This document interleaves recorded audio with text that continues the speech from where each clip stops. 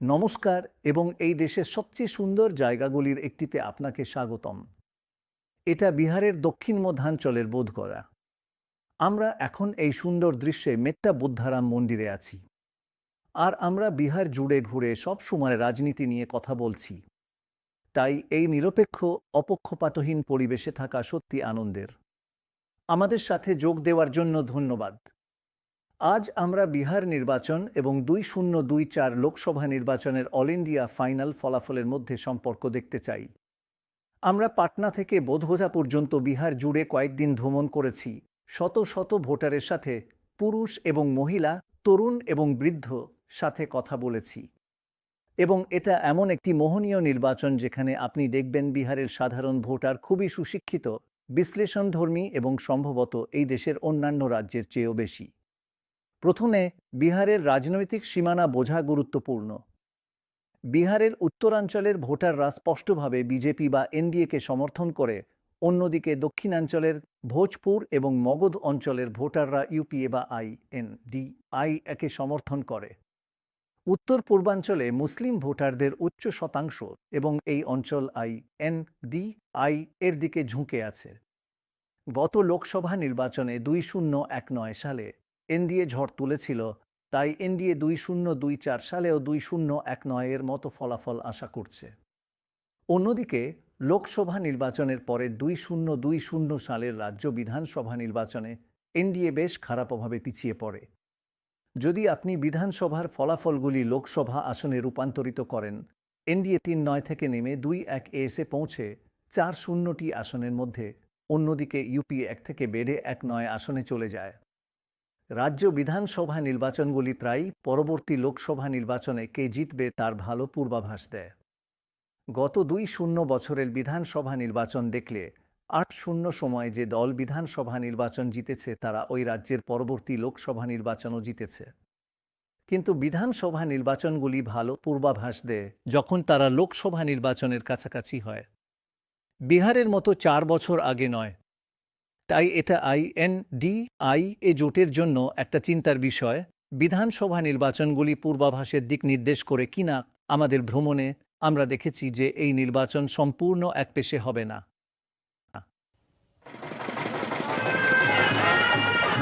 নমস্কার। ঠিক বুঝতে পারছি না কে এগিয়ে, কিন্তু দুজনের মধ্যে কঠিন লড়াই হবে। লণ্ঠন এড়িয়ে চলেছে। আমি উন্নয়নের জন্য মোদিকে ভোট দেব। আমার পরিবার যাকে ভোট দেবে আমিও তাকেই ভোট দেব। হ্যাঁ, আরজেডির জন্য ভোট দেব। বিজেপির নীতিশজির সঙ্গে জোট বাঁধা ভুল ছিল। বিজেপির উচিত ছিল না জোট বাঁধা। আমি বিজেপির একজন সমর্থক ছিলাম, কিন্তু আজ আমি ওদের ভোট দিতে ভয় পাচ্ছি।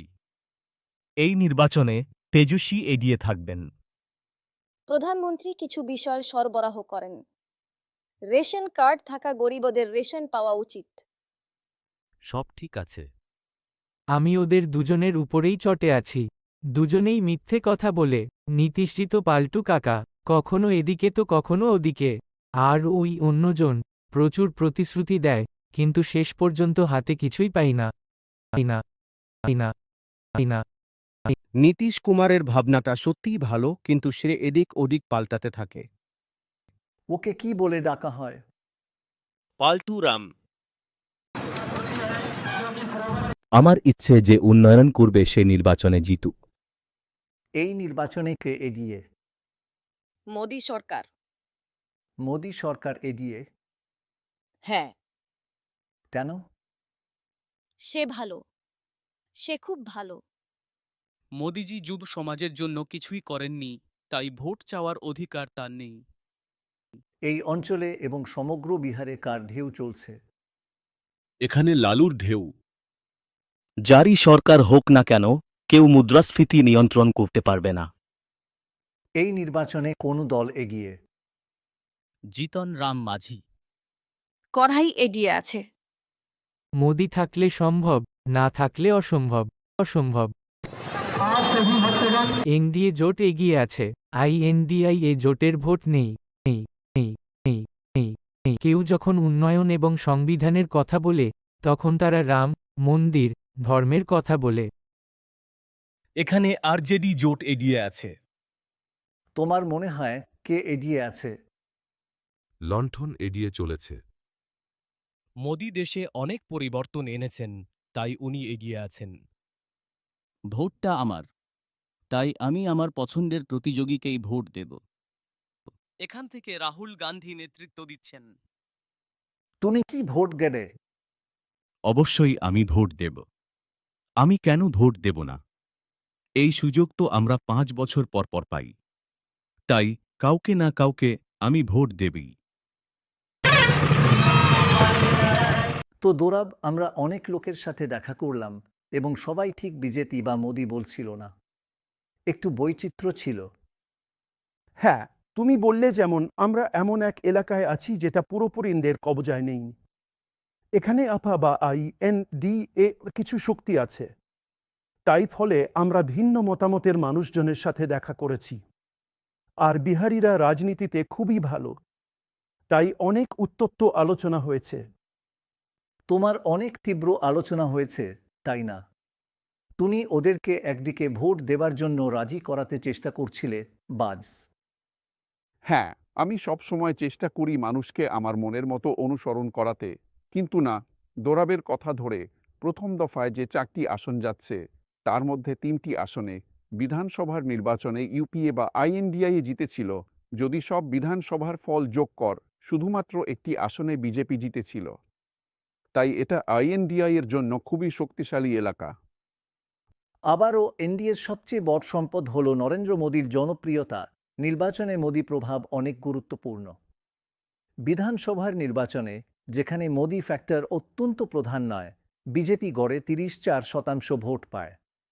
একই রাজ্যগুলিতে লোকসভা নির্বাচনে, যেখানে মোদী প্রধান প্রচারক, বিজেপির ভোট প্রায় ৪৬% পৌঁছায়। এটা দেখায় যে মোদী প্রভাব ১২%-এর বেশি, যা নির্বাচনের ফলাফল নির্ধারণে বিশাল। আরেকটি গুরুত্বপূর্ণ কারণ ছিল যেটা সেই ১২% বৃদ্ধি এবং বিজেপি বিপুল জয়ে অবদান রেখেছিল, সেটা হল পুলওয়ামা হামলা, যেটা সম্পূর্ণ নির্বাচনের গল্প বদলে দেয় ২০১৯ সালে এবং বিরোধীদের সম্পূর্ণ বেগ কেড়ে নেয়। কিন্তু পুলওয়ামা কতটা গুরুত্বপূর্ণ ছিল?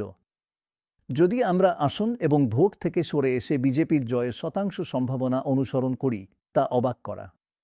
পুলওয়ামার আগে বিজেপির জয়ের সম্ভাবনা ছিল একটা উচ্চ ৭০%, ফের নির্বাচিত হওয়ার ৭০% সম্ভাবনা।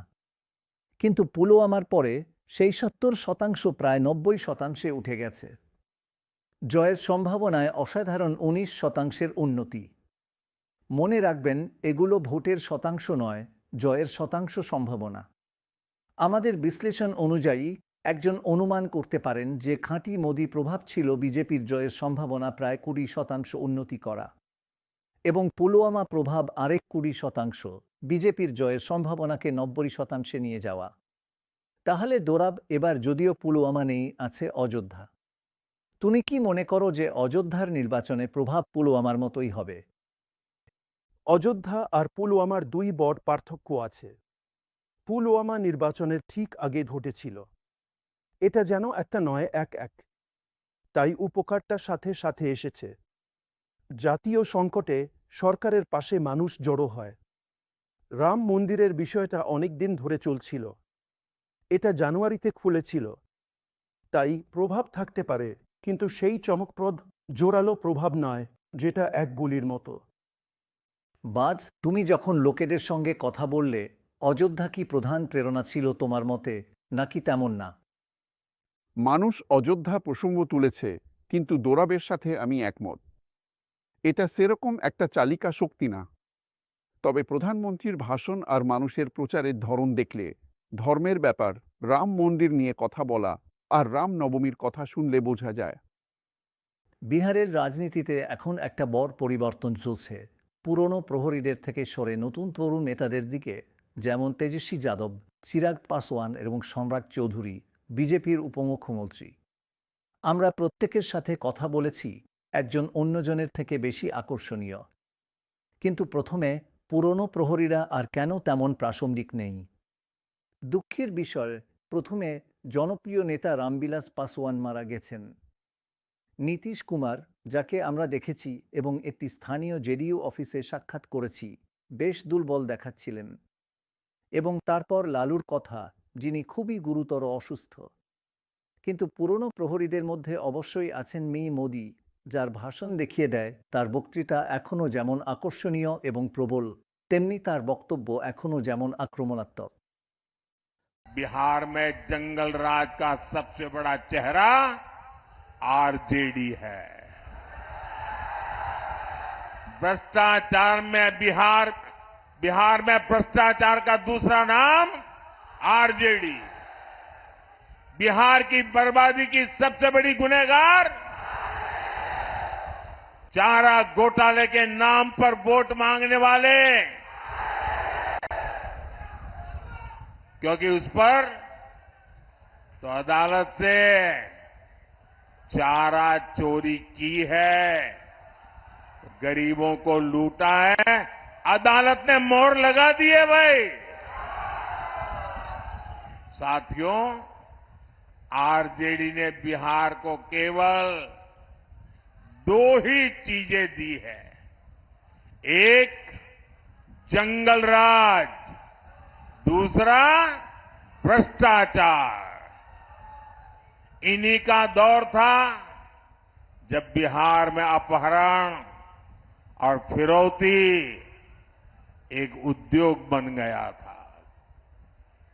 हमारी बहन बेटियां घर से बाहर नहीं निकल पाती थी। हमारे गया जैसे इलाके नक्सली हिंसा की आग में जलते रहते थे। जो जगह भगवान बुद्ध के नाम से जुड़ी हो, वहां नक्सली गोलियां चलती हो, ये हालत करके छोड़ दिया था। आरजेडी ने बिहार के कितने ही परिवारों को बिहार छोड़कर जाने पर मजबूर कर दिया था। साथियों, आज लूट का वही खेल ये लोग देश के साथ खेलना चाहते हैं। মোদি আর লালুর পুরনো ঝগড়া আজও চলছে। লালু এখন আর ইন্টারভিউ দেন না, কিন্তু বেশ কিছুদিন পর তিনি দিলেন এবং পাটনায় আমাদের সাথে কথা বললেন। 34 বছর ধরে তুমি নানান অভিযোগ, মামলা সহ্য করেছ, কিন্তু কখনো বজপ্তে যোগ দাওনি। তুমি যদি শুধু বজপ্তে যোগ দিতে, তোমার সব মামলা মিটে যেত, তুমি খুশি মানুষ হতে। তোমার অর্ধেক সমস্যা মিটে যেত। তুমি দল বদলাওনি কেন? আমি স্থির করেছি, আমার সঙ্গে যা ঘটুক না কেন, আমি যে শাস্তি পাই বা যে নির্যাতন সহ্য করি, আমি কখনো বিজেপির মতো দল এবং নরেন্দ্র মোদীর সঙ্গে হাত মেলাব না, আর কখনো মেলাইনি। আমরা তাদের ধ্বংস করব। আমি অসুস্থ হলেও মনে হয় আমি ঠিক আছি এবং আমরা তাদের পরাজিত করব। আমার ছেলে তেজস্বী যাদব খুব পরিশ্রম করছে এবং এই নির্বাচনী সময়ে এই প্রচণ্ড গরমে সে প্রতিদিন 4 থেকে 5টা জনসভা করছে। তাই বিহার থেকে ভালো ফলাফল আশা করছি। মোদির সঙ্গে জোট বাঁধবে না কেন? কেন নয়? উনি ভালো রাজনীতিবিদ না। উনি সাম্প্রদায়িক, ওনার আমলে দেশ ভেঙে গেছে। দেশ এখন ভাগ হওয়ার প্রান্তে। তাই আমি অনেক নেতা, বড় জাতীয় নেতাদের সাথে জোট বেঁধেছি। আমি প্রধানমন্ত্রীও বানিয়েছি, 2 জন প্রধানমন্ত্রী, কিন্তু ওর মতো মানুষ আমি কখনো দেখিনি। মোদিজিকে আপনি কি পরামর্শ দেবেন? যদি তিনি পরামর্শ চান, লালুজি আমাকে পরামর্শ দাও, তাহলে আপনি কি পরামর্শ দেবেন? আমি ওদের যে পরামর্শ দেব সেটা হলো, দয়া করে এগিয়ে যান, এটুকুই যথেষ্ট। এত বছর পর লালুকে দেখে ভালো লাগছে যে আমরা চিনি তাকে। সেই ছোটবেলার কথা, যখন সে তোমার সাথে তার বাড়িতে গরু দোহাতো। না, ও বোধহয় দুর্বল ছিল, বাস্তবে আমরা যা আশা করেছিলাম তার থেকে অনেক ভালো। সত্যিই ছিল। ও সজ্ঞান ছিল। ও এখন স্বাভাবিক। মোদি আর লালুর মধ্যে এই আক্রমণাত্মকতা আজও চলছে। তুমি এটা নিয়ে কি মনে করো? সেটা অনেক আগের কথা। সে বারবার বলেছে ওকে সরাতে চায়, কিন্তু সে প্রচার শুরু করবে বলেও বলেছে, যা সে শুরু করেছে। প্রশ্ন হলো, সে কি একই প্রভাব ফেলতে পারবে এবং ঠিক যেমন চায় তেমনি প্রচার চালিয়ে যেতে পারবে কিনা। মোদি বনাম লালুর বিরোধিতা স্পষ্ট। মোদি তার ভাষণে বারবার জঙ্গল রাজ, জঙ্গলরাজ আর দুর্নীতির কথা বলে, এবং সেটা লালু আর রাবড়ি রাজ্য চালানোর সময়কে ইঙ্গিত করে। আজ তরুণ ভোটার এনডিএর বিপুল জয়ের দিকে আরও ঠেলে দেওয়ার জন্য খুব জরুরি। 2019 সালের নির্বাচনে দেশ জুড়ে বয়স্ক ভোটাররাই এনডিএকে সবচেয়ে বড় ভোটের ঝোঁক দিয়েছিল, তরুণদের থেকে প্রায় দ্বিগুণ। তরুণ ভোটারদের ঝোঁক প্রায় 5% ছিল, যেখানে বয়স্ক ভোটারদের বিজেপির প্রতি ঝোঁক ছিল উচ্চ 9%। আমরা অনেক তরুণ ভোটারের সাথে কথা বলেছি। তাদের সবচেয়ে বড় চিন্তা হলো বেকারত্ব এবং চাকরি, যেখানে তেজস্বী নিজের জন্য একটা ব্যান্ড গড়ে তুলেছেন। গত মাসে আমরা নরেন্দ্র মোদীর মুখ দেখে বৈপোর জন্য ভোট দিয়েছিলাম, কিন্তু এখন আস্থা ভেঙে গেছে। এবার আমরা রাহুল গান্ধীর জন্য ভোট দেব। এবার আমরা পরিবর্তনের জন্য ভোট দেব, কারণ সরকার তরুণদের জন্য বিশেষ কিছু করেনি। পরিবর্তনের ঢেউ এসে গেছে। হ্যাঁ, এটা পরিবর্তনের ঢেউ। তোমরা শুধু দুজনে নাকি গোটা এলাকাটাই? না, এখন তুমি সারা মগধ অঞ্চল ঘুরে বেড়াবে, তাহলে তুমি বুঝতে পারবে। কুমার সর্বজিৎ আসন থেকে জিতছেন। তুমি যদি তরুণদের জিজ্ঞাসা কর, তারা বলবে পরিবর্তন হওয়া উচিত। এখন প্রকাশিত ইশতেহারে তরুণদের জন্য কিছুই নেই। আমি এখনো বেকার। বর্তমানে আমি স্নাতকোত্তর পড়ছি, 4টে সেমিস্টার শেষ করে এখন আমি প্রতিযোগিতামূলক পরীক্ষার প্রস্তুতি নিচ্ছি। আপনি কোন মূল সমস্যাগুলো নিয়ে চিন্তিত, যেগুলো সমাধান চান? বেকারত্ব, বেকারত্ব। এই নির্বাচনে চাকরি সবচেয়ে গুরুত্বপূর্ণ বিষয়, বলতে হাত তুলুন। চাকরি এবং দুর্নীতি। 75%। কংগ্রেসের আমলে অনেক চাকরি ছিল, কিন্তু বিজেপির সময়ে তেমন নেই। শিক্ষিত তরুণরা বেকার আছে, তাই প্রতিটা দপ্তরে চাকরির খালি জায়গা ঘোষণা করা উচিত। কিন্তু এমনটা হচ্ছে না, পড়াশোনা করেও লোকে বেকার বেকার বেকার বেকার বেকার। মোদিজির উচিত চাকরি নিয়ে কথা বলা। উনি মন্দির নিয়ে কেন কথা বলছেন? এটা চাকরির প্রসঙ্গ হওয়া উচিত। বেকারত্ব আছে, নর্দমা এবং রাস্তাও নেই। বিহারে যুবকরা বেকার আছে। ওদের কাজ দরকার, খাবার দরকার। তাই মানুষের এখন এই সমস্যাগুলো আছে। আর উন্নয়নের এই ঢেউ সরকারকে চাপ দেবে, শুধু জাতপাতের ভিত্তিতে লড়াই না করে কিছু গুরুত্বপূর্ণ কাজ করতে হবে। এখানে বেকারত্ব একটা বড় সমস্যা। আমাদের অনেক ভাই কাজের খোঁজে বিহারের বাইরে যান। এই সরকারের আমলে আমি শুধু বেকারত্ব আর মুদ্রাস্ফীতি দেখেছি। আমরা বিজেপির তরুণ নেতা সম্রাট চৌধুরীর সাথে দেখা করলাম, যিনি এখন বিহারের উপমুখ্যমন্ত্রী। আমি মনে করি বিহার ক্রমাগত উন্নতি করছে, কিন্তু অন্যান্য রাজ্যের মতো এগোতে পারেনি। আমাদের অবকাঠামো খুবই দুর্বল, তাই প্রথমে আমরা অবকাঠামো নিয়ে কাজ করেছি। বিহার এমন একটা রাজ্য যেখানে বাজেটের প্রায় 90% জন্য আমরা সরকারের উপর নির্ভর করি, কেন্দ্রীয় বা রাজ্য সরকারের, কারণ আমাদের নিজস্ব রাজস্ব নেই। বিহার ভাগ হওয়ার সময় প্রধান রাজস্ব সিস্টেম ঝাড়খণ্ডের সাথে চলে গেছে, কারণ তাদের অতিরিক্ত বাজেট ছিল এবং এর আগে কোনো পরিকল্পনা করা হয়নি। লালুর শাসনকালে যেটা বিপর্যয় হয়েছিল সেটা হলো তিনি পরিকল্পনা করেননি, শুধু গান বাজনা আর তাদের শাসন চলেছে। তারা বলতো যে তারা গরিবের জন্য কাজ করছে, কিন্তু বাস্তবে তারা শুধু একটা জিনিসের জন্য কাজ করেছে, তার বেশি কিছু করেনি। তিনি তার তত্ত্ব আর ধারণা অনুযায়ী রাজনীতি করতেন। নেপালের জল বিহারের জন্য অভিশাপ, তাই উত্তর বিহারে নির্মাণের উপর জোর দেওয়া হচ্ছে। এখন যেহেতু আমরা ডাবল ইঞ্জিন সরকার গঠন করেছি, আমরা উত্তর বিহারের 9টি চিনি কারখানা পুনরায় চালু করতে পেরেছি, যেগুলো বন্ধ হয়ে গিয়েছিল, এবং ইথানল প্ল্যান্টের উপর ভিত্তি করে আমরা কৃষি জমির অপচয় ব্যবহার করতে পারছি। কিন্তু আমি বিশ্বাস করি বিহার বদলে গেছে এবং ভবিষ্যতে আরও বদলাবে। বিহার উন্নতি করবে। একটা জিনিসের গ্যারান্টি আমি দিতে পারি, আমি আগামী 20 বছর সক্রিয় রাজনীতিতে থাকব এবং এই 20 বছরে বিহার ভারতের শীর্ষ রাজ্যগুলির মধ্যে থাকবে। এই তরুণরা যা করছে, এটা একটা বড় পরিবর্তন। হ্যাঁ, এটা ঠিক আছে। আর আমি মনে করি তুমি অন্য দিক দিয়েও দেখতে পাচ্ছ যে, জানো, লোকেরা যেমন রাজীব প্রতাপ রুডি, রবিশঙ্কর প্রসাদকে টিকিট দিয়েছিল, কিন্তু এখন তারা খেলা থেকে বাইরে।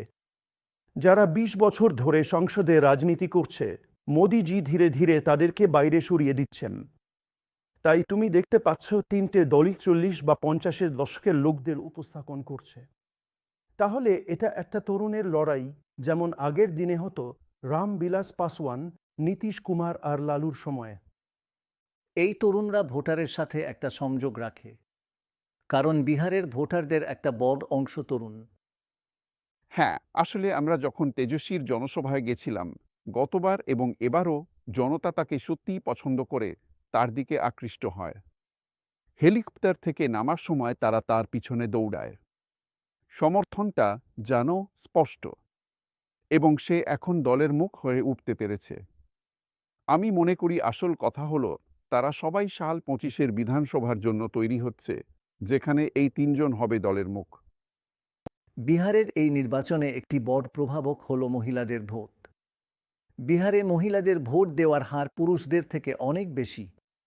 যেখানে পুরুষ ভোটারের হার প্রায় ৫৫%, সেখানে মহিলা ভোটারের হার ৫% বেশি, অর্থাৎ ৬০%। অবশ্যই এর একটা বড় কারণ হল বহু পরিমাণে পুরুষ শ্রমিক, যারা কাজের জন্য বিহার ছেড়ে দেশের অন্য অংশে চলে যায় এবং ভোটের দিনে ফিরে আসতে পারে না। মহিলাদের ভোটের হার বেশি হওয়াটা স্পষ্টভাবে একটা প্রধান কারণ যে কেন সব রাজনৈতিক দল মহিলাদের জন্য পরিকল্পনা নিয়ে নজর দিচ্ছে, এবং এটা সময়ের দাবি ছিল। সারা দেশে মহিলা ভোটের বিষয়ে বিজেপির একটা স্পষ্ট সুবিধা মনে হচ্ছে।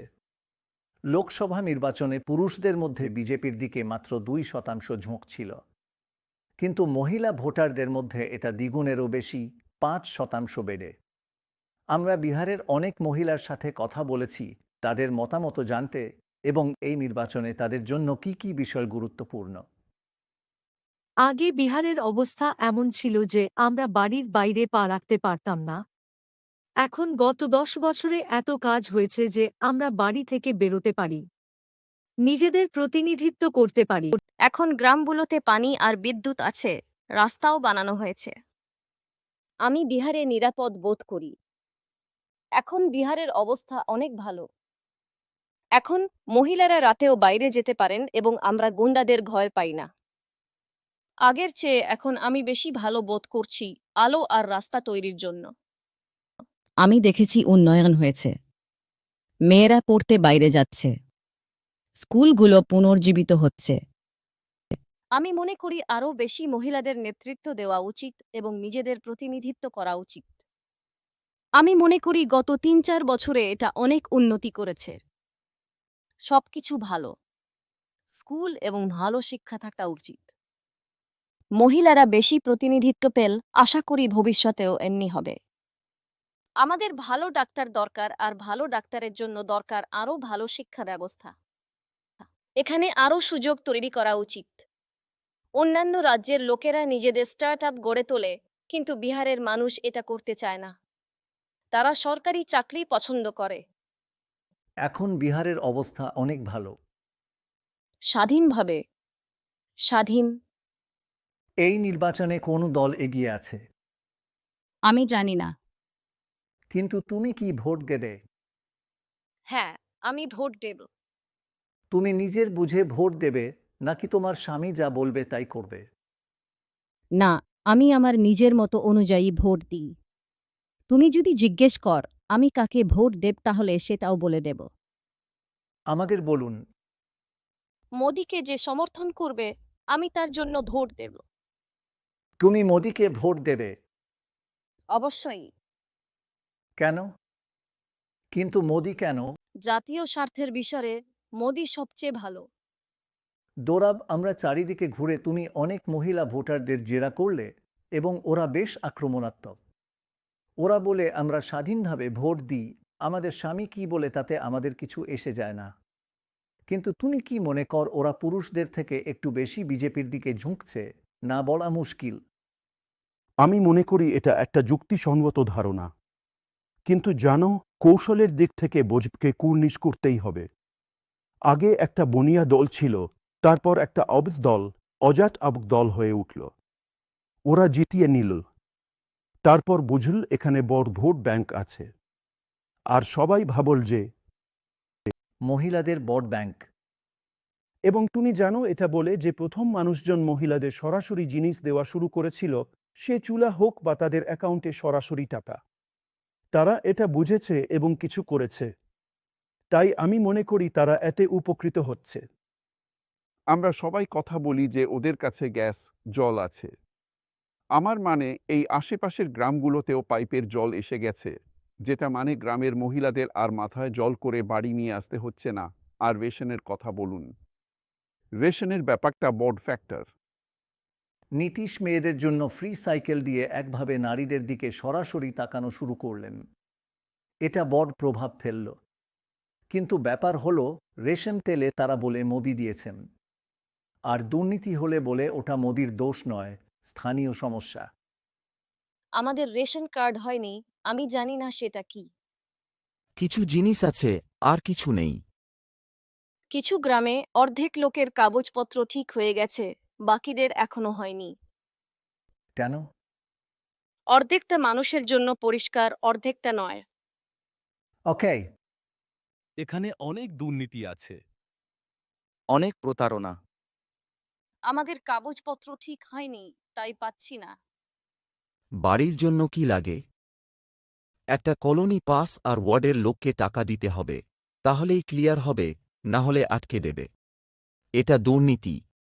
ওরা ফাইল সরানোর জন্য টাকা চায়। তাই এটা মোদিজির দোষ নয়, সমস্যা এই স্তরে উঠে আসে। এখানে সরকার এ ব্যাপারে কঠোর নয়। সে খাবারের যোগানদার যে দেয়। তুমি জানো, মাঝখানে মানুষ যদি নিয়ে নেয়, দিল্লিতে বসে ওর কিছু করার থাকে না বলতে গেলে। বিহারে 3,06,00,000 বাড়ি তৈরি হয়েছে জানো এই স্কিম থেকে।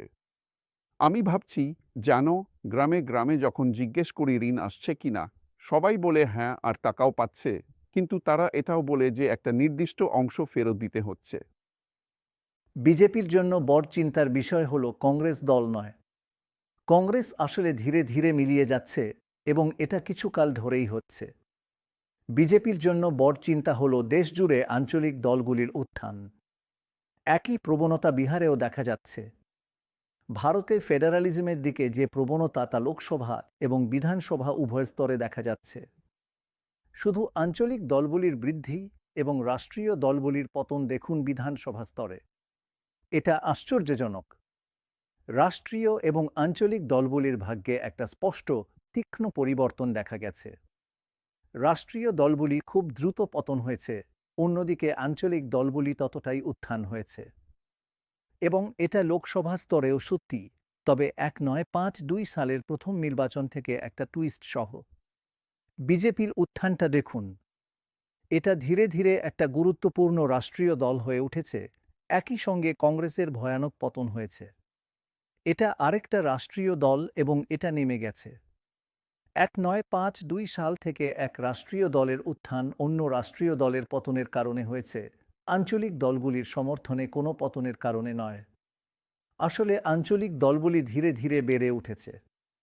ফেডারালিজম কেন্দ্রীয়করণের কাছে মাথা নোয়ায়নি। এই প্রবণতা বিহারেও স্পষ্ট। এখানে প্রধান দলগুলি হল আঞ্চলিক দলগুলি, নীতিশ কুমারের জেডিইউ এবং লালু এবং তেজস্বী যাদবের আরজেডি। তার উপরে আরেকটি উঠতি যুব আঞ্চলিক নেতা হল চিরাগ পাসওয়ান, যিনি প্রতিদিন সমর্থন পাচ্ছেন। আমরা চিরাগ পাসওয়ানের সাথে কথা বলেছি, বিহারের পরের প্রজন্ম। আমরা তোমার বাবার কাছে এসে তাকে জেরা করা ইন্টারভিউ দিতাম, আর তুমি সবসময় সেখানে থাকতে। উনি কি এমন কিছু বলতেন যেটা তুমি এখন মনে করতে পারো, যা অনেক অর্থপূর্ণ ছিল? হ্যাঁ, জানো, মানে যদি কেউ ওনাকে জিজ্ঞেস করত, তুমি ওকে কেমন গড়ে তুলছ আর ভবিষ্যতের জন্য কি রাজনৈতিক পরামর্শ দিচ্ছ, এই জাতীয় কথা। তার একটা বিখ্যাত লাইন ছিল, সে বারবার বলতো, মাছকে কখনো সাঁতার কাটা শেখানো হয় না। এটা আমাকে অনেক আত্মবিশ্বাস দিত, কারণ ও আমাকে ভুল করার জায়গা দিত, জানো, আর সব সময় বলতো আমি আছি যেন একটা পেপার ওয়েটের মতো। তুমি যাও, তোমার কাজ করো, আর যদি ভুল করো আমি আছি সেটা সামলানোর জন্য। জানো, এই একটা জিনিস আমি ওনার পর খুব মিস করি। একটা প্রশ্ন আছে, নীতিশ এখানে ক্ষমতায় আছেন 20 বছর ধরে, বেশিরভাগ সময় তো আপনাদের সঙ্গেই। আপনারা কি মনে করেন এই সময় বিহার যথেষ্ট উন্নতি করেছে? আমি সত্যিই বিশ্বাস করি উন্নতির সুযোগ সব সময় থাকে। সব সময় উন্নতির জায়গা থাকে এবং আরও ভালো করা সম্ভব ছিল। আমি খুব সৎ হয়ে বলছি এটা। এই কথা বলার পরে, হ্যাঁ, আমি বিশ্বাস করি যে আমার রাজ্যের বিদ্রুপাত্মক অবস্থা আছে এবং এখন আমি আরও বেশি বিশ্বাস করি কারণ এখন আমি এটা সঙ্গে যুক্ত করতে পারি। আর যখন আমার প্রধানমন্ত্রী ডাবল ইঞ্জিনের সরকার সম্পর্কে কথা বলেন, আমি এখন জানি এটা কি মানে। সংসদ সদস্য হিসেবে আমি এটা অনুভব করেছি কারণ বেশিরভাগ সময় আমি আমার রাজ্যে বিরোধী দলে ছিলাম, যদিও কেন্দ্রে সরকারের সঙ্গে ছিলাম, কিন্তু আমার রাজ্যে বিরোধী দলে। এটা আমার জন্য অনেক বাধা তৈরি করেছে, জানেন, আমার এজেন্ডা, আমার ইস্যুগুলি বাস্তবায়নে অনেক সমস্যা এনেছে। জানো এখন তোমার বিরোধী নেতা তেজস্বী, একসময় সেও তোমার মতো অনেক ছোট ছিল। জানো এখন সে সরকারি অভিজ্ঞতা নিয়েছে। এটা কি তাকে আরও শক্তিশালী প্রতিপক্ষ করে তুলেছে? আমি জানি না সেটা কতটা গুরুত্বপূর্ণ। আমি নিজের উপর প্রচুর আত্মবিশ্বাসী এবং মনে করি যে কোনো সংবিধানগত পদ বা অন্য কোনো পদ আমার জন্য নয়। যখন আমি আমার লড়াই শুরু করেছিলাম, স্যার, সত্যি বলতে কি, আমি জানতামই না আমি কোথায় যাচ্ছি। ২১-এর সেই সন্ধ্যায়, জুনের ১৩ তারিখে, আমি স্পষ্ট মনে করতে পারি, যখন দলে ভাঙন ধরেছিল, পরিবারে ভাঙন ধরেছিল, আপনি জানেন, আমি নিজের পরিবার থেকে বের করে দেওয়া হয়েছিলাম। আমাকে নেপোকিট বলে অভিযুক্ত করা হয়েছে কিন্তু আমার দলের নাম, যে প্রতীকটি আমার বাবা তার দলের জন্য বেছে নিয়েছিলেন, সেটা আমার কাছ থেকে নেওয়া হয়েছে। আমি শূন্য থেকেই শুরু করেছি শুধু সেই বিশ্বাসটা নিজের মধ্যে ধরে রেখে। জানেন, সেই বিশ্বাসটা আমার মধ্যে এবং তারপর আবার, আমি আপনাকে আরেকটা কথা বলি যেটা বাবা আমাকে বলতেন, না বলেই আমাকে কত কিছু শেখাতেন। জানেন, তিনি বলতেন যে কঠিন সময়ে, এবং যদি বুঝতে না পারেন আপনার চারপাশে কি ঘটছে, শুধু মানুষের কাছে যান। জানেন, শুধু তাদের কাছে পৌঁছান এবং তারা আপনাকে পথ দেখাবে। তো দোরাব, চিরাগ পাসওয়ান সম্পর্কে তোর কি মত? বেশ সৎ আর খোলামেলা। হ্যাঁ, আমি মনে করি তাই। আর তুমি জানো ও তার কাকার সাথে একটা লড়াইয়ের মধ্য দিয়ে গেছে। তাই ও আর তেজস্বী এখন পরীক্ষিত লোক। ওরা শুধু নতুন ছেলে নয় যে হঠাৎ ঝাঁপিয়ে পড়া হয়েছে। ওরা পরীক্ষা দিয়েছে, লড়াই করেছে আর কিছু অর্জন করেছে। তাই আমি মনে করি ওরা প্রকৃতপক্ষে পরবর্তী প্রজন্মের লড়াইয়ের জন্য তৈরি। কিন্তু যদিও এমন কোনো কাঠামো গড়ে তোলেনি যেখানে একজন স্পষ্ট নেতা আছেন যে নীতীশ কুমারের জায়গা নেবেন, যিনি খুব দীর্ঘ সময়, ২০ বছরের বেশি সময় ধরে মুখ্যমন্ত্রী হিসেবে আছেন। চিরাগ পাসওয়ানের মুখোমুখি হওয়া একটা ব্যাপার হলো নীতিশ কুমারের মতো তার নেতার কিছুটা কটাক্ষপূর্ণ মন্তব্য, যেমন পারিবারিক রাজনীতি, আর তিনি আসলেই পারিবারিক রাজনীতির অংশ। আর মনে হয় না তিনি এটা ভালো বেশি পছন্দ করেছেন, তাই না? না, কিন্তু আমার মনে হয় ওর মধ্যে যে বিষয়টা ভালো লাগে সেটা হলো ও বারবার বলে গেছে যে যখনই অবস্থা খারাপ হবে, আমি ফিরে আসব, মানুষের কাছে যাব, লড়াই করব আর ফিরে আসব। আর যে বিজেপি বুঝে গেছে যে ওই আসলে তার বাবার উত্তরাধিকারী, তার কাকা বা দুলাভাই নয়, আমার মনে হয় ও সেটা প্রমাণ করেছে। তাই তো এইবার জোটে ওর আসন পেয়েছে। নীতীশ ওর উপর বিরক্ত কারণ বিধানসভা নির্বাচনে সে নিজের প্রার্থীদের দাঁড় করিয়েছিল, যদিও সে মিত্র নীতীশের বিরুদ্ধে। আর এতে নীতীশের অনেক আসনের ক্ষতি হয়েছে। এখন এই নির্বাচন প্রায় এখানকার ফসল কাটার মৌসুমের সাথে মিলে গেছে। খুবই গরম পড়ছে আর অধিকাংশ ফসল এখনও হাতে কাটা হয়। এখানে কোথাও কম্বাইন হারভেস্টার নেই, আর বেশিরভাগই মহিলারা গরমে মাঠে গিয়ে ফসল কাটে। খুবই কঠিন কাজ যখন পুরুষেরা বাড়ির ছায়ায় আরাম করে।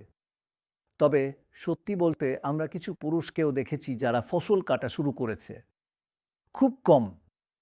ভোট দেওয়ার ক্ষেত্রে শহর আর গ্রামের মধ্যে একটা সামান্য ফারাক আছে। বিজেপি শহরাঞ্চলের ভোটারদের মধ্যে জনপ্রিয়। রাজ্য বিধানসভার নির্বাচনে শহরাঞ্চলে এনডিএ পেয়েছিল ভোটের ৪৩%, আর গ্রামাঞ্চলে তারা ৭% কম ভোট পেয়েছে, শুধুমাত্র ৩৬% ভোট গ্রামে। ইউপিএও শহরাঞ্চলে ভালো করেছে, তবে ফারাকটা অনেক কম। ফারাকটা ছিল মাত্র ৩%। এখন গ্রামাঞ্চলের অবহেলা স্পষ্ট হয়ে ওঠে যখন ফসল কাটা মহিলাদের সাথে কথা বলা হয়, তাদের জীবন চরম দারিদ্র্য আর কষ্টে মোড়া। তুমি সকালে এখানে কখন আসো? আমি সকাল ৮টা থেকে ১০টা পর্যন্ত কাজ করি। ঠিক আছে, সকাল ৮টা থেকে 10টা। আর বিকেলে? বিকালে আমি ৩টে থেকে ৬টে পর্যন্ত কাজ করি। শুধু মহিলারাই কাজ করে? হ্যাঁ। না, পুরুষেরাও কাজ করছেন। কিন্তু এখানে তো পুরুষদের কাজ করতে দেখছি না। আপনার স্বামী কি করেন? সে শ্রমিক হিসেবে কাজ করে। তুমি পারছ? আমি ১১ শ্রেণীতে পড়ি। তুমি একাদশ শ্রেণীতে আছো। এরপর তুমি কি করবে?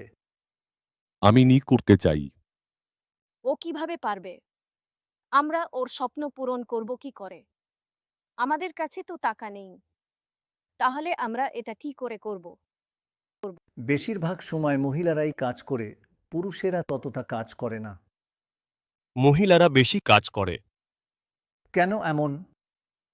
আমি এখানে দুপুর ৩টে আসি আর রাত ৭টায় চলে যাই। এবং তুমি এই সব কাজ করবে? হ্যাঁ। তুমি এটা কত মাসে শেষ করবে? আজ রাতেই শেষ করব। তুমি ক্লান্ত হও না? আমি কি করি?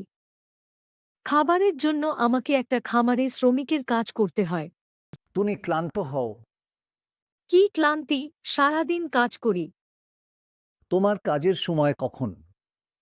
আমি এখানে ভোর ৩টে আসি। রাত ৩টে? হ্যাঁ, ভোর ৩টে বা ৪টে নাগাদ। আমরা রাত ৮টায় ফিরে যাই। তুমি অন্ধকার নামলে আনুমানিক রাত ৮টার দিকে ফিরবে। ফসল কাটার পর তুমি কি করো? আমাদের বাড়িতে থাকতে হবে।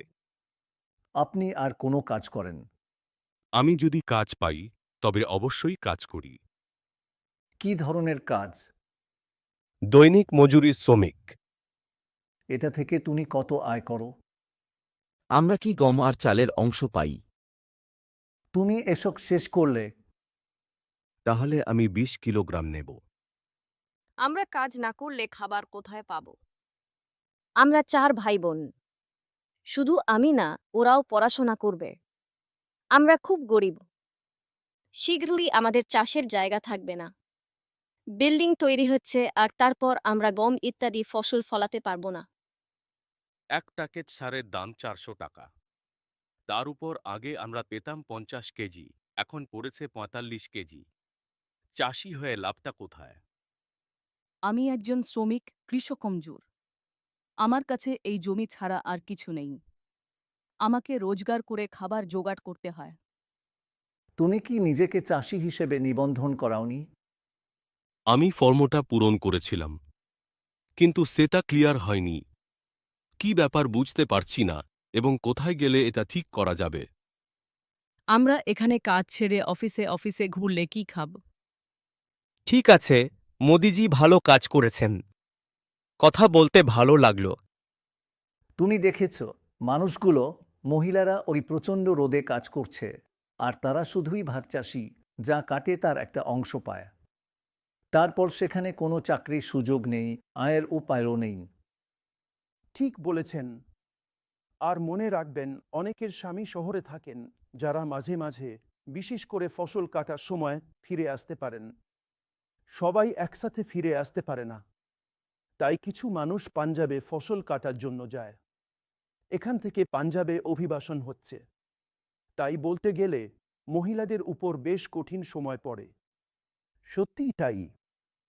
এটা সত্যিই কঠিন, মানে এটা গ্রামাঞ্চল এবং মহিলাদের অবহেলার প্রতীক, বিশেষ করে ফসল কাটার সময়।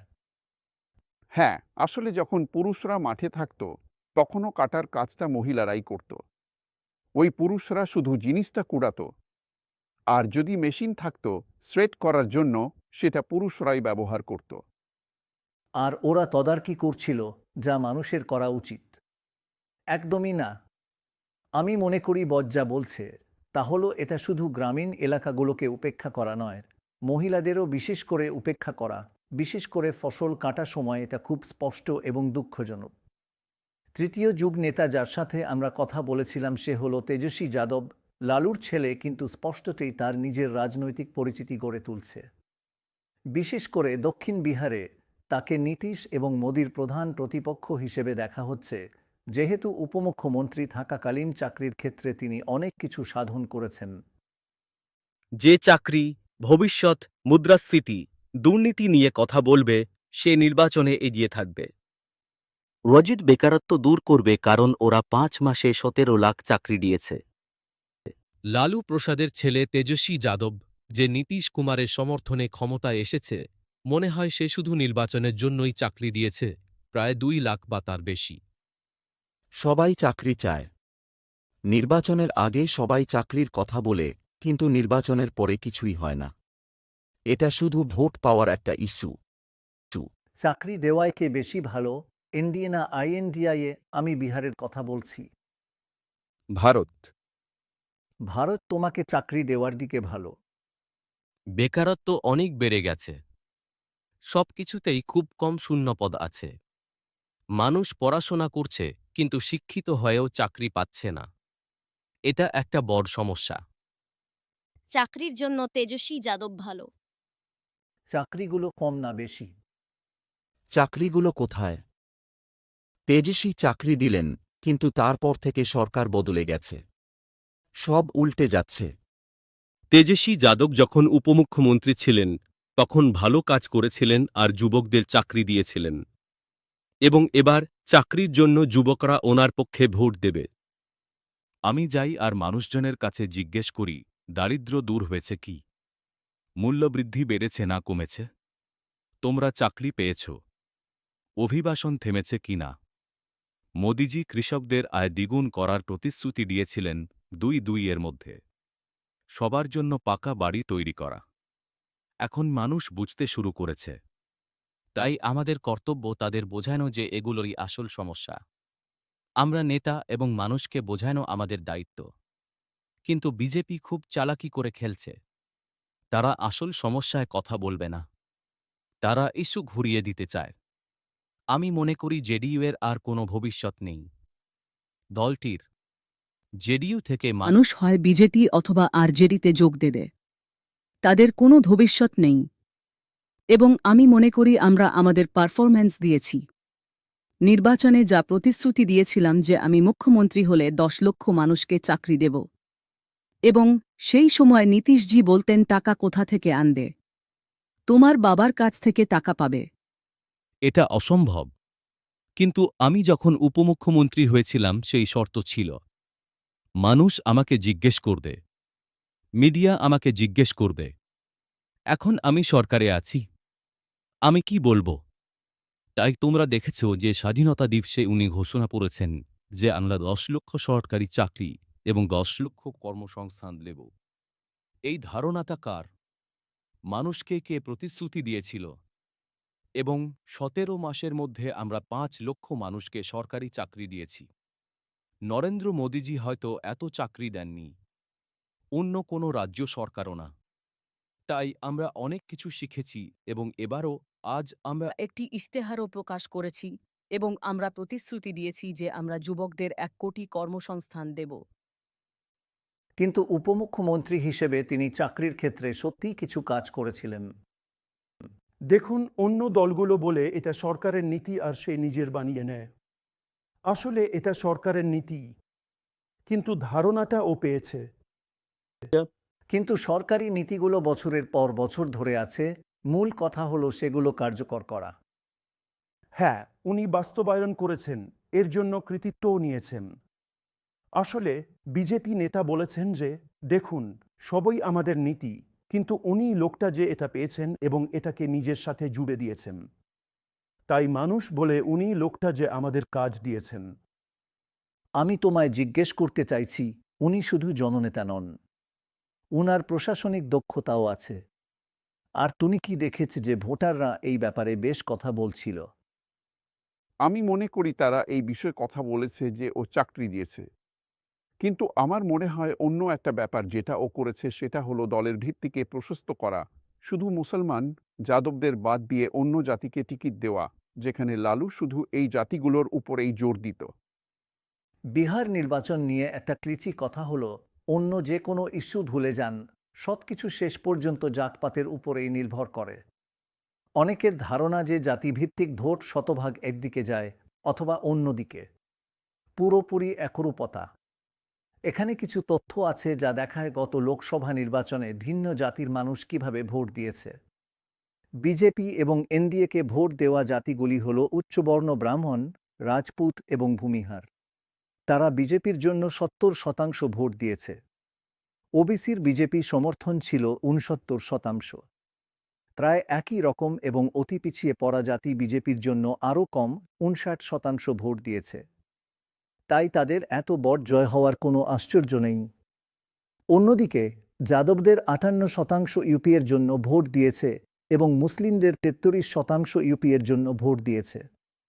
তাহলে এটাই সেই বিষয় যে তারা খুব ধ্রুবক ছিল এবং এখন সে চাইছে এটা ছড়িয়ে দিতে এবং ইঙ্গিত হলো প্রার্থী নির্বাচন। এখন দোরাব, আমাদের 4 বা 5 জন বড় ব্যক্তিত্ব ভারীওয়েদদের নাম বলুন যাদের উপর নজর রাখা উচিত এবং দেখা উচিত কি হয়। বিহারে অনেক সিনিয়র ভারী ওজনের নেতা আছেন। অনেককেই পাশে সরিয়ে রাখা হয়েছে, তাই আমরা তাদের নিয়ে কথা বলবো না। চলুন নতুন প্রজন্মের দিকে তাকাই যারা নির্বাচনে দাঁড়িয়েছেন। হাজিপুর থেকে চিরাগ পাসোয়ান, তার বাবার আসন, যেখানে উনি বিশ্বের সবথেকে বড় ভোটে জিতেছিলেন 1970 সালে। তারপর জিতন রাম মাঝি, যিনি এই আসন থেকে দাঁড়িয়েছেন, রাজনৈতিকভাবে সর্বত্র ভ্রমণ করেছেন। মুখ্যমন্ত্রী ছিলেন 8 বা 10 মাস, যখন নীতিশ মনে করেন যে লোকসভায় তার পারফরম্যান্স খুব খারাপ ছিল এবং তিনি দায়ী ছিলেন। তাই তাকে 8 থেকে 10 মাসের জন্য মুখ্যমন্ত্রী করেন। তাহলে জিতন রাম মাঝি আছেন। গতবার উনি হেরে যাওয়া পক্ষের সাথে ছিলেন, ইউপিএর সাথে। এবার আশা করছেন উনি জিতে যাবেন এনডিএর সাথে। তারপর গিরিরাজ সিং আছেন, যিনি গতবার কানহাইয়া কুমারের সাথে লড়েছিলেন, মন্ত্রিসভায় সিনিয়র মন্ত্রী। তারপর আর কে সিং, এই রাজ্যের একজন আইএএস অফিসার যিনি চাকরি ছেড়ে রাজনীতিতে এসেছেন এবং মন্ত্রী হয়েছেন। এবং শেষে 2 মেয়ে একসঙ্গে লালু প্রসাদ যাদবের। মিসা ভারতী, যিনি পাটলিপুত্র থেকে 2 বার দাঁড়িয়েছেন, গতবার তেমন খারাপ হারেননি, মাত্র 3.7%। এবং তারপর রোহিণী আচার্য, দ্বিতীয় মেয়ে, যিনি তার বাবাকে কিডনি দিয়েছেন, লড়ছেন প্রাথমিক বাড়ির আসন থেকে, যা চাপড়া বলা হতো, এখন সারান বলে ডাকা হয়, রাজীব প্রতাপ রুডির বিরুদ্ধে। আর ওকে দারুণ সমাদর পাচ্ছে। হ্যাঁ, ভালো ব্যাপার, কারণ তুমি জানো একটা মেয়ে তার বাবার জন্য ত্যাগ করেছে, তাই না? আপনি যেমন বলেছিলেন, অনেক বরিষ্ঠ নেতারা পাশে সরে গেছেন, কিন্তু আমরা রবিশঙ্কর প্রসাদের সাথে একটা দীর্ঘ ও মজার আলোচনা করেছিলাম। আমি সত্যিই তোমার কাছে বিহারের রাজনীতি সম্পর্কে জিজ্ঞাসা করব। নীতিশ তোমার কাছে এসেছিল না, তুমি তার কাছে গেছিলে, একই গল্পের 2 পাশ। কিন্তু উনি একবার এদিকে আবার ওদিকে। এখন উনি বেশ দুর্বল। দুর্বল অবস্থায় উনি যদি পদত্যাগ করার সিদ্ধান্ত নেন, তারপর কি? একটা শূন্যতা তো আছেই। প্রথমেই মনে রাখতে হবে একটা প্রেক্ষাপট। নীতিশজি আর আমরা একসাথে হয়েছিলাম দুর্নীতির বিরুদ্ধে, লালু প্রসাদের অশাসনের বিরুদ্ধে লড়াই করার জন্য। চারা কেলেঙ্কারি হয়েছিল, আমি ছিলাম আইনজীবী, সুশীল মোদী ছিলেন আবেদনকারী, তার দলের লাল্লন সিংহ আবেদনকারী ছিলেন, আরজেডির শিবানন্দ তিওয়ারিও আবেদনকারী ছিলেন। লালু জেলে গেলেন, দোষী সাব্যস্ত হলেন। তারপর বিটুনেন কেলেঙ্কারি, এটা ভারতের রাজনীতি এবং বিহারের রাজনীতিতে একটা প্রকাণ্ড পরিবর্তন এনে দিল। আমি অতীতে ফিরে যেতে পারবো না। বাস্তবতা, নীতিশ কুমার তার কাছে ফিরে গেছেন, আমাদের কাছে ফিরে এসেছেন, আবার তার কাছে গেছেন। আমাদের বর্তমানকে দেখতে হবে। দত্ত রায়, আপনার কথায় দম আছে, নীতিশের পরে কি হবে? এটা একটা অনুমান নির্ভর প্রশ্ন। আমাদের একটা কাল্পনিক উত্তর দিন। হ্যাঁ, কল্পনামূলক উত্তর দিতে পারবো না। নীতিশজি আছেন, উনি নিজের দল নিয়ে কি সিদ্ধান্ত নেন, কে আসবে। আমরা জোডার সাথে খুবই সৌহার্দ্যপূর্ণ সম্পর্ক রাখতে চলেছি। ওরা আমাদের কাছে এসেছে। আর বাজেট জেডও একসাথে মিলে বড় জায়গা তৈরি করতে পারে। উনি খুব বেশি দিন ধরে মুখ্যমন্ত্রী হিসেবে কাজ করেছেন নাকি? অনেকে বলে যে কর্পোরেট জীবনেও 10 বছর পর মানুষ এনার্জি হারায়, যেমন একজন সাধারণ মানুষ। আপনি কি ভবিষ্যৎবাণী নিয়ে একেবারে ক্লান্ত হয়ে গেছেন? সে ৩০ বছর আগেই শক্তি হারিয়ে ফেলেছিল। ৩০ বছর আগের কথা, তাই তফাৎ বোঝা যায় না। আমার বক্তব্য হলো, তুমি জানো রাজনীতিতে দেখো না এরদোগান, তুরস্ক। জানো এটা মানবিক ব্যাপার, একটা বছর ধরে বিশাল দায়িত্ব বহন করা। জানো এটা একজন মানুষের ওপর চাপ ফেলে, এটা সরল কথা। আর সে প্রায় ২০ বছর ধরে সেখানে আছে। দেখুন, একটা কথা খুব স্পষ্ট, নীতিশ কুমার কমপক্ষে তার ২০০৫ থেকে ২০১০, ১১, ১২, ৯-এর মেয়াদে বিপুল ভোটে জিতেছিলেন। সবই তার আইন শৃঙ্খলা এবং অন্যান্য উন্নয়নের কাজের জন্য। আরজেডি এবং আমাদের মধ্যে উঠানামা হয়েছে, তা আমি অস্বীকার করতে পারি না। কিন্তু নতুন শুরু হয়েছে। নীতিশ কুমারের পরে তার দলের কি হবে আজ আমি অনুমান করতে পারবো না। সেটা তার এবং তার দলের সিদ্ধান্ত নেওয়ার ব্যাপার। শেষমেশ মূল কথা কি? এবার বিহারে কে জিতছে? জনমত সমীক্ষা কি বলছে? গড় জনমত সমীক্ষা বলছে এনডিএ বিহারে স্পষ্ট জয় পাচ্ছে, ৪০-এর মধ্যে ৩৩টা আসন জিতবে। এটা সব সমীক্ষার গড়। ৮০ সাল থেকে অল ইন্ডিয়া পোলের সঠিকতার হিসেব হল তারা বিজয়ীকে ৭০% বেশি সময় ঠিক বলে। অবশ্যই এখনও সময় আছে, আর পোলস্টাররা যেমন বলে থাকে, শেষ মুহূর্তের পরিবর্তনের সম্ভাবনা সবসময় থাকে। তা হোক না কেন, দোরাব। হ্যাঁ, তুমি ঠিকই বলেছ, কারণ মোদিজি কিছুদিন ধরে বলছেন যে তিনি তার দলের জন্য একাই ৩৭০টা আসন পাবেন বলে আশা করছেন, আর জোটের জন্য ৪০০রও বেশি। বেশ কথা তো। বিহার ওদের জন্য খুব গুরুত্বপূর্ণ। মানে ইউপি। এরপরেই এখানে ওরা সবচেয়ে বেশি আসন জিতেছে। ৩৯-এ ৪০, হ্যাঁ। তাদের লক্ষ্য ৩৭০ পূরণ করতে গেলে কিছুই হারানোর সামর্থ্য তাদের নেই। ঠিক আছে, তাহলে এই নিয়ে বিহারের কাউন্টডাউন শেষ। আমরা ফিরে আসব ভারতের অন্যান্য রাজ্যের কাউন্টডাউন নিয়ে। আবার যোগ দিন আমাদের সঙ্গে। আজ আপনাদের সঙ্গে থাকার জন্য ধন্যবাদ। আমরা আপনাদের সামনে রাখছি একটা আলাপ যা বিহারের শিশুদের সত্যিকারের অবস্থা তুলে ধরে। এই হলো পূজা। সে প্রচণ্ড গরমে মাঠে ফসল কাটছিল এবং তার পরিবারের দারিদ্র্য, তার কঠিন জীবন এবং প্রতিদিনের সংগ্রামের মধ্যেও পূজা ইতিবাচক, বুদ্ধিমান এবং একজন অসাধারণ উদাহরণ, যা দেখিয়ে দেয় যে কেন বিহারের মানুষ এই দেশের মধ্যে সেরাদের মধ্যে একজন।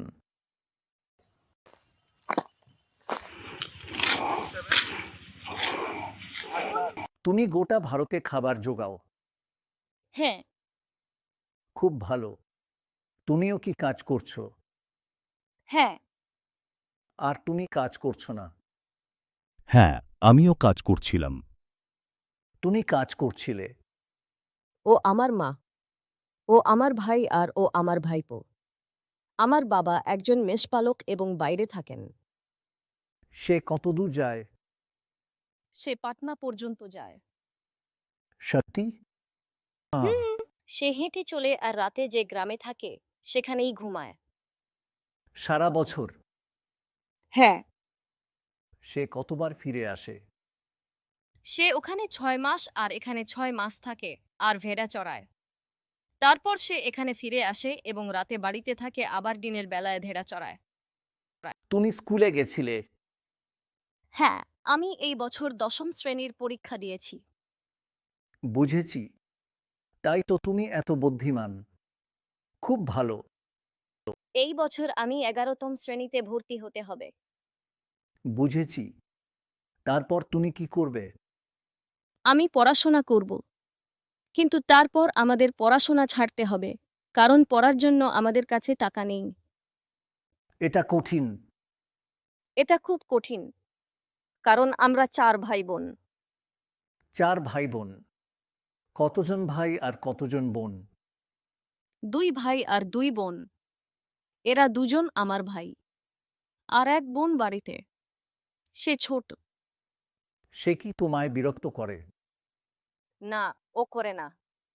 বাচ্চাদের পড়তে হবে। হ্যাঁ, তারপর ১২ শ্রেণী শেষ করার পর কি করবে? আমি বি.এডে ভর্তি হব। আর কি করব? বি.এডে। তুমি কি শিক্ষক হতে চাও? নাকি আর কি হবে? আমি শিক্ষক হতে চাই, কিন্তু এত পড়াশোনা করতে পারবো না। আমরা খুব অসহায়। আমরা 4 ভাই বোন। শুধু আমিই না, ওরাও পড়াশোনা করবে। আমরা খুব গরিব। এটা অনেক টাকা লাগে। এটা অনেক টাকা লাগে। বাড়ির সব খরচ আমাদের মেটাতে হয়। তুমি কোথায় থাকো? হ্যাঁ, এই বিল্ডিংয়ে। ওখানে একটা গ্রাম আছে, রামপুর। রামপুর গ্রামে। বুঝেছি। তাহলে কোনো ফসল না বুনলে মাঝের সময়ে তুমি কি করো? ফসল না থাকলে আমরা বাড়িতে থাকি। তাহলে তুমি রোজগার করতে পারবে না। আমরা শুধু 2 বার ফসল কাটি, ধান আর গমের। হ্যাঁ, হ্যাঁ। আমরা মুগ কাটতে চেষ্টা করি, কিন্তু ঠিকমতো হয় না। এর পরিমাণ খুবই কম। ওহো, কেন? আমাদের টাকা আটকে যায় কারণ চাহিদা বেশি। আমাদের অনেক খোঁজাখুঁজি করতে হয়, অনেক টাকা খরচ পড়ে। জলের জন্য টাকা দিতে হয়। জলের দাম লাগে। সবকিছুরই টাকা লাগে। হ্যাঁ, টাকা। সবকিছুই টাকা। তাহলে আমরা কতটা করব? তুমি 18-র কম, এবার তুমি ভোট দিতে পারবে না। না, আমি 15 বছরের। 15 বছর বয়স। আর তুমি? 8 বছর। 8 বছর বয়স। আর তুমি? 13 বছর। 10। 10 বছর বয়স। ওহো, বাহ! তোমার গ্রামে কে এগিয়ে? মা, তুমি জানো? রাজনীতিবিদরা জানবেন কে এগিয়ে। আমি জানি না। মানুষের জানা উচিত কে জিতবে। সুযোগ থাকলে লালু যাদব জিতবেন। হ্যাঁ, এখন ওরই জোয়ার চলছে। তোমার দিন কখন শুরু হয়? সকালে আমার মা আসেন 4টে নাগাদ। আমি আসি 6টায়। এখানে আসার আগে আমি রান্না করি। এখানে? এখানে 6টায়? হ্যাঁ। আর তোমার মা এখানে 4টায় আসবেন? হ্যাঁ। ঠিক। হ্যাঁ, এই সময়ে সবাই ফসল কাটতে এখানে আসে। আমরা সকাল 9টায় চলে যাই, যখন গরম পড়ে। মানে দুপুর নাগাদ? হ্যাঁ, আমরা 9টায় বেরোব আর 3টে ফিরব। খুব গরম পড়লে? হ্যাঁ, এটা আমার ছাগল। এটা পরি ও এর বাচ্চা। ওকে। আমি ওর নাম রেখেছি। ওর নাম পরি। পড়ি। আর আমার মা তার মাকে নাম দিয়েছিলেন। ঠিক আছে। খুব ভালো। তুমি কবে ফিরবে? এখনই? 7টা বা 7টার সময়। 6টা না 7টা? হ্যাঁ, অন্ধকার হলে। হ্যাঁ, যখন একটু অন্ধকার নামে। এতে আপনি কত পান? এটা বদলে যায়। তুমি গম নাও, টাকা না। না, আমরা বম নিই। আমরা খাদ্য হিসেবে নিজেদের জন্য গম নিই। তুমি এটা খাবার জন্য নিও, ঠিক আছে। তুমি কোথা থেকে এসেছ? আমি দিল্লি থেকে এসেছি। দিল্লি থেকে? দিল্লি থেকে। হ্যাঁ, তোমার বাড়ি কি দিল্লিতে? হ্যাঁ, দিল্লিতে আমার একটা বাড়ি আছে। আমি ভাবছিলাম তুমি অন্য কোথাও থেকে এসেছ। না, আমি নির্বাচন কভার করতে দিল্লি থেকে এসেছি। তুমি দিল্লি থেকে এসেছ? ঠিক আছে। এই বাড়িটা ভালো জায়গায় আছে। হ্যাঁ, তবে এখন এটা একটা শহর হয়ে উঠছে। এখন এটা শহর হয়ে উঠছে। কিন্তু তাহলে আমাদের চাষের জায়গা থাকবে না। বাড়িঘর তো তৈরি হচ্ছে, তাই গম চাষ করা সম্ভব না। এখানে বাড়ি তৈরি হবে। হ্যাঁ, ওটা সব চাষের জমি ছিল, কিন্তু এখন সেখানে নির্মাণ কাজ চলছে। এই এলাকাটা শান্ত ছিল এবং জঙ্গল ছিল। আমরাও এখানে আসতে ভয় পেতাম। ঠিক আছে, কিন্তু এখন না। আমরা এখনো ভয় পাচ্ছি। আমরা কেন ভয় পাব? এখন তো সব গ্রাম। ঠিক আছে, ঠিক আছে। এখন তো বাইরের লোকজনও আসে এখানে, জাপান থেকেও। হ্যাঁ, তারা এখানে আসে। তারা এখানে ঘুরে বেড়ায় এবং বাসও করে। ওরা এখানে থাকে। হ্যাঁ, এই হোটেলগুলো দেখ, ওরা ওখানেই থাকে। ওকে, ওরা এখানে থাকে, পাশেই আরেকটা আছে, ওরা সেখানেও থাকে। তারপর আমাদের গ্রামের দিকেও একটা আছে। তো তোমার গ্রাম কোনটা? রামপুর। রামপুর গ্রাম। হুম। ঠিক আছে, আমরা শীঘ্রই দেখা করব। তোমার সাথে কথা বলতে আমার খুব ভালো লাগলো। ধন্যবাদ।